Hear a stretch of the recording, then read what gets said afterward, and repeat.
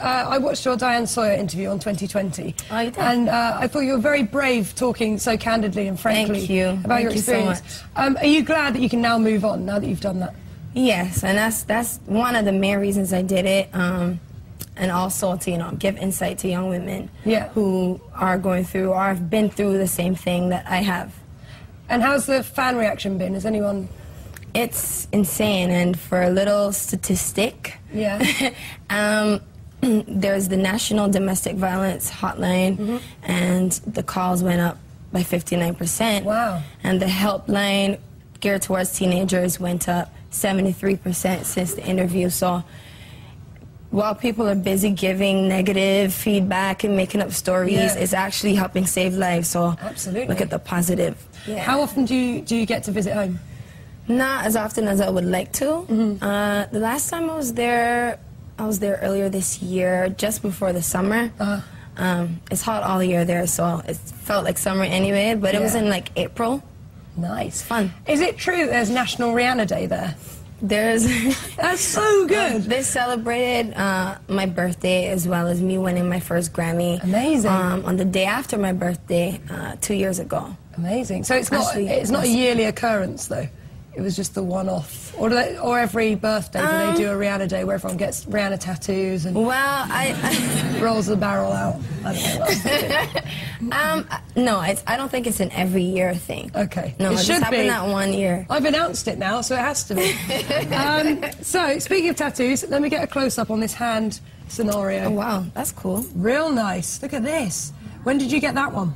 I got that in New Zealand. It's their traditional way of tattooing, a Maori tattoo, and it's a tribal tattoo, and it represents strength and love. Have you got any plans for another one? I never plan my tattoos. That's the thing. I just wake up one day and I'm like, I have to get a tattoo. I just feel like getting a tattoo, and the ideas come, and you know, it's always something I love though, because I've come to terms with the fact that it won't be going anywhere. Exactly. So I want to make sure that I love it. So can you get one of me doing this, winking in a bikini? Because that's my dream, that someone would get that tattoo. Only I think it should be you. Bikini. Oh, of course. We can from behind, like that. Horrible. Absolutely horrible.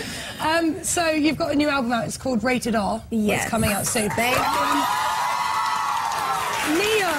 Neo wrote your first single, Russian Roulette. How does that work? Does he come to you with a song, or do you commission it from him? Well, actually, Neo gave me one of my first songs, the first song that we did on the album. It's called Stupid in Love, which is a really, really beautiful record. But that was at the top of the record, and Russian Roulette came at the end. So in between there, we spent a lot of time just, you know, talking, getting to know the story and what I really wanted to say, because he wanted to make it accurate, and the sound was really dark, which kind of matched the bass of the album. Yeah. And we just loved it. Lyrically, it was so powerful and clever. I loved that it was metaphorical, and we just kind of... What's your favorite lyric from it? Do you have one? Well, there's the part where it says, you notice him being here, and obviously if he's here, that means he's never lost this game. Yeah. Because Russian Roulette, you know, of course someone dies at the end of the game. So that alone just makes me scared all over again, thinking about, wow, now I'm getting used to being in this seat, and I know I have to go next, but I'm playing against the master of the game. Yeah. When you're not busy recording, what do you do to unwind? Do you ever get time to relax? Sometimes. Or do you have any special hobbies or anything that you do? I just love watching TV. Yeah? More than anything. I have a guilty pleasure. I like those reality TV shows. What are you into at the moment? The Hills, The City, all of those MTV ones, sure. Actually, not really The Hills. No. Just say it. Just say it. Stings. This is lovely. Thank you. Do you remember where you wore this? Yes, I wore this in Paris for Fashion Week with the Gaultier show. Do you ever get sat next to someone that you don't like in the front row? Where you're like, oh, her, right really? there. Just kidding, that's my stylist. I owe her for these shoes. It's very nice. Do you pick style over comfort? Because these don't look particularly... Definitely. Nothing I wear is comfortable, besides my underwear. I have to make sure I'm all right there. But the shoes, the clothes, it's pretty uncomfortable. Even on your day off? In the name of fashion. It's true, it's true. It has to be done. Do you recycle things you've worn before? Yes, I actually enjoy doing that. Yeah? Yeah. So you still wear these again? Yeah. Nice. It's good to know. I wore them once after that, but hopefully I'll wear them more. And what's your closet situation? Do you have, like, rows of It's very pathetic. Yeah? Yeah, absolutely. My manager hates me. He hates my shopping habits, and as well as my financial matters. Okay, so this is a necklace by Thea Grant. That's right, isn't it? Was this really expensive? Do they have to send, like, security with you when you wear stuff like this? No. When it's a lot of diamonds and stuff, we usually have, especially if it's a photo shoot, there's always, like, 3 bodyguards on set. As if you're going to run off with it. Yeah, but you never know. You might be on set and take the stuff. We have to watch you. I'll have a go on this. It's very nice. So what did you put this with? We've got a picture of it, actually. Alexander McQueen black all-in-one jumper with some lace gloves. Nice, there it is. Looking lovely. Yeah, some red lips. Do you ever think, oh, this is too much? Why did I do that? Yes, that's why I put all black on. Right. So it was a simple color, it was all one, and then the pearls were the highlight of the outfit. Very nice. Let's move on to my favourite pieces. The Karl Lagerfeld black fingerless glove. Very nice, very handy in a robbing incident. And then you've got the Maison Martin Margiela one glove, which again is very practical actually, because you could clean loos in this, really long pipe. You could hail a cab like this, or pretend to be a princess. It's very nice. Or just wear it to a fashion show. For sure. I feel bad. You'll think I'm not taking the mickey. I think they're very nice things. No, I'm kidding. Put this on here? Actually, this is a bracelet. We just combined them. I see. It's very nice. It's the same design as the glove right here. Why do you wear so many gloves all the time? What's the glove thing about? It's an accessory, so sometimes an outfit isn't enough, and there's a little flair here and there. Nice. It's nice. I don't think I'm going to be able to get this off. The glove comes in handy. Okay, well, you can keep that on. You look like you're having a hard time there. I genuinely can't get that off. Okay, so moving on, we've got your glasses. Can you put these on for me, and I'll put these ones on? I always wondered if you could see through these, and you can. Yeah, you totally can. It's amazing. Have you ever fallen over in front of paparazzi? No, thank God. Even in these? Those, actually, you can see through them, but that night it was really, really dark outside. Yeah. And all I saw was flashes, so I had my security like this. That's why everyone clings to you, so you don't want to topple it. Because I was nervous I was going to fall. But my friend makes these, Karen Rose, and actually I met her in the Pat Field store one day. Lovely. And we just exchanged information and started designing stuff together. And mate, so you helped design these? Absolutely talented. Oh, yes, great. She did these ones, and then we kind of talked about these because after Run This Town video, we started to wear lace over our eyes. So we just said, hey, why don't we make shades that are lace? So it's a sexy blindfold. Oh. More practical. Okay, so then moving on, we've got, well, this isn't actually your eye patch, is it? It's just an eye patch. It's close enough. Yeah, I mean, I think it's from a joke shop, but it looks very nice. You started wearing these. What inspired this look for you? Because it's pretty strong, isn't it? Well, yes, definitely love Pirates of the Caribbean. Yes. But no, I love the mystery in it. There's something mysterious about sunglasses and anything over the eyes. The eyes tell it all. So if you only see one, you only get half of it. All right. First of all, we'd like to thank Rihanna for joining us. Hey, how are you? I'm great. You're gorgeous. I'd just like to point that out. You can tell I'm incredibly nervous sitting next to someone this attractive. Thank you. You're gorgeous too. That's why I didn't want to sit right next to it, because I feel bad. You're really funny. Okay, we've got a question for you. You're here in Korea to promote your 4th album, Rated R. It's already gone platinum in the US and the UK, just to name 2. Now, we've read that this is one of your most personal albums to date, which is even kind of shown on the album cover. We also found out your artistic director, Simon Henwood, revealed that the R represents both sides of your character, kind of strength and vulnerability. How would you say the singles on the album relate to these 2 characteristics? Well, when you listen to the album, when I was making it, there were so many different emotions, so many different moods. Every day I felt like writing about something else, singing about something else. And it became so honest, and I got really vulnerable in order to get into those type of emotions and reveal those kind of things, because it's a place that I didn't really want to touch. You know, it was a time when I didn't want to talk about anything with anyone, and making my music was my way of doing that. And when you hear the album, you definitely get that feel for the strength, the aggressive, defensive, revenge type, and then you get those songs like Photographs, where it's like, oh my gosh, I miss you, like, you know? You get vulnerability and you get strength, which is what every woman is made of. If we look back through your previous albums, there seems to be kind of a growing trend towards a darker side. Now, you started out with Music of the Sun, then it went to A Girl Like Me, and then Good Girl Gone Bad, and more recently Rated R. Now, is this a sign of progression? And if so, where does it go from here? Well, for me, it wasn't about really the image so much. You know, I just wanted to be real and be honest and be authentic with everything that I did. And I didn't want to follow the cookie cutter kind of thing that every label makes a new female artist into. You know, everybody has to be good and clean, and I did that until I couldn't do that anymore, because that wasn't really me. I'm a fun person, and I'm a rock star, and I wanted to just live my life and be honest with my fans, even through my music. So I don't know what I'm going to do next sonically, but it can't get any darker from here. This is probably one of the darkest times of my life when I was making this album, and it's reflected. And whatever mood I'm in next is exactly what you'll get. Now, of course, your album's titled Rated R, so could you tell us, how would you rate the last Rated R movie that you saw? Oh, excellent. It was Paranormal Activity. Honestly, I've never seen a movie like that in my life. Literally could not sleep alone for a month. I still think about that. Did you scream? I was speechless. Like, my body just got really cold when I saw certain things. It's an incredible movie, though. Did the noises in the middle of the night, did that kind of affect you afterwards? Because I know everyone is talking about that.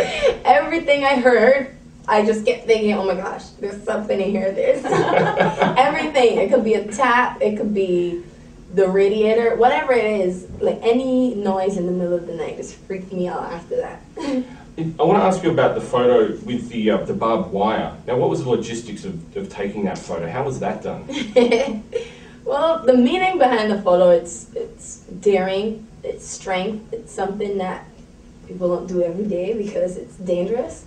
But we had our tricks, you know. We didn't shed any blood on set. It was a fake barbed wire. Tricks of the trade. Yeah. We'd like to ask quickly about your tour as well. Now, on the back of your already highly successful album, you've also broke the news of your upcoming Rated R international tour. Now, to the best of our knowledge, you've only released European dates. Are there any plans in the works, perhaps, to release dates in other parts of the world yet? Absolutely. It's a worldwide tour. And we've only released the European dates because we only routed those dates. But we are also routing currently, right now, we're routing the US dates and also Asian and Australian dates. Because we're coming back this way. Good for news. Sure. So we'll be seeing you in Seoul then? Yeah. Hell yeah. There's a rumor at the moment that Cheryl Cole may be the opening act for your tour. Ooh, really? Oh, you don't know that? Because I would love that. Oh. I think she's so incredible. So cute and really talented. So that would be fun. So we can't confirm that or deny that? No, we can't confirm or deny. Okay. Oh, I like that. Mystery. A lot of mystery. Mystery's good. There are a lot of leading female artists these days. When you tour, when you go on stage, it seems it's not just enough to get up on stage and sing anymore. It's more of a performance. It's a showmanship, and more elements of kind of Rated R nature have gone into a lot of shows. Do you agree with this? And can we expect some audacious antics on the Rihanna Rated R tour? Well, when I'm on tour, the tour we're putting together right now, it's at the capacity that I've never been at in in any stage show, and it's really an overall thing. It's not just about the singing, it's not just about the dancing, but there's also the costumes, there's also the energy that you give on stage, the lighting. There's so many different elements that go into a great stage show. But the costumes are definitely on another level of making costumes. We have some geniuses that are putting that together for us. I'm looking forward to seeing that. Thank you. I read somewhere that if you didn't become an artist, you were thinking about being a psychologist. Now, if that's the case, would you be able to psychoanalyze Annabelle here for us, briefly? Let me see. She just seems like such a sweet girl. Oh. You seem so sweet, but like, you can't really mess with you. Looks can be very deceiving. True. It's like she's nice, but don't push her too far. I completely agree with that. We've also read about you're releasing your first book in June, titled The Last Girl on Earth. Yes. A collaboration again with Simon Henwood, and we've been told it's a photographic editorial style book suited for the coffee table. Would that be true? Yes, we're putting out a coffee table book. With Rizzoli, the title has not yet been confirmed, but overall the book is just a lot of things. There's so much that goes on behind the scenes, to performance, to shooting an album cover, to a show. It doesn't matter. Like, there's so much things that people don't get to see that go into making what they see. You know, they just see you in an outfit, but they don't know all the things that go into that. They only see the album cover, but they don't know all the things that go into that. So it's really like a behind the scenes, kind of letting people backstage with me, but also high fashion shots, like a real coffee table book. I'm excited about it. So would it be suitable for grandma's coffee table? Absolutely. Okay. You've been told. Depends on how sassy your grandma is. The story. As a bit of fun, we'd like to ask you some quick fire questions. So we're just going to give you 2 choices and answer as quickly as you can. No thinking aloud. Okay. Okay. Nice men or rude boys? Rude boys. Oh, great. I'm really rude when you get to know me, I'll tell you what. A Grammy or an Oscar? Grammy. Of course. Number 1 single or number 1 album? Number one singles sell albums. An album can only be number 1 sometimes for 1 week, but it doesn't matter if you have great songs. If you have hits, then you keep selling albums. So you're going with a single on that one? Absolutely. All right. An umbrella or a parasol? What? Is there much of a difference there? A parasol, it won't stop the rain. Yeah. Oh, in Barbados? Just That's funny, because in Barbados we call umbrellas parasols. Oh, really? It's like an old thing, like an old tradition. But yeah, umbrella.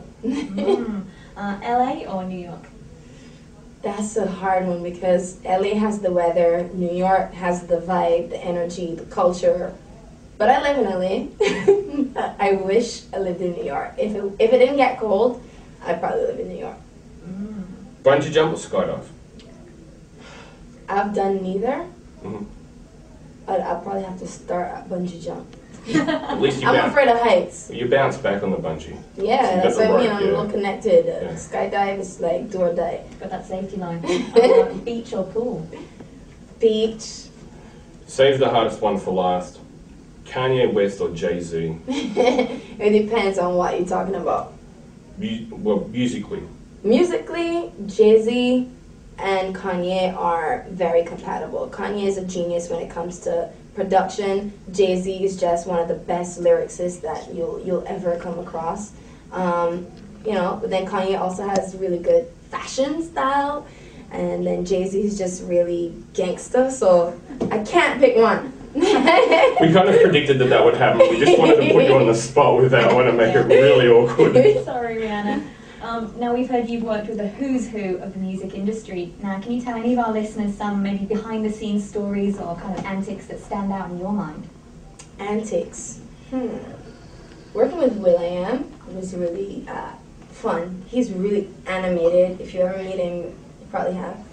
No, I haven't, but I'd love to. So let him know. Really animated. Like, he's always thinking about something. You'll be talking to him, and he's already onto another thought. He's not even really paying attention to what you're saying. His mind moves like this, and Kanye also is like that. So it's fun working with them. You never get a dull moment. Wow. So there still is hope for me. Because I go through the same thing every day. I wake up in the morning and I'm thinking about what I'm going to be doing at dinner time already. Wow. It's a nightmare. Ponder replay means to put a song on repeat. Yes. It's like a request that you make to a DJ. Bring it back. Pull it up. If you could play any of your songs, one of your songs, sorry, on repeat, which one would it be and why? Rockstar 101, featuring Slash. Mainly because Slash is on it. No, just kidding. I love Slash. Always wanted to work with him. But when I listen to Rockstar, I don't get tired of it. Like, I just feel like energy. Like, it's so tough, and the beat is really incredible. I have to give it to Dream and Tricky for that. Finally, for the listeners out there, is there anything you'd like to say to our listeners? Yes, of course. I would love to tell all my Korean fans, thank you so much for all their support, all their continued love, and thank you for being so patient and waiting on me to come here and talk to you guys. And I'll be back here on tour. Thank you so much. Enjoy the rest of your stay and have a ball in Sydney. Thank you. If you get a chance, if you get a chance, go down to Melbourne. It's a much nicer city. Yeah. It's my hometown. And if you meet these guys over there that do radio, Hamish and Andy, Yeah. you'll have a lot of fun with them. Yeah, we're doing Yeah, They're a lot of they're fun. a lot of fun. Yeah. You'll have a great time with them. Yeah, we went there at the workshop. Thanks, guys. Thank you very Thanks a lot. much. Nice meeting you. All right. See ya.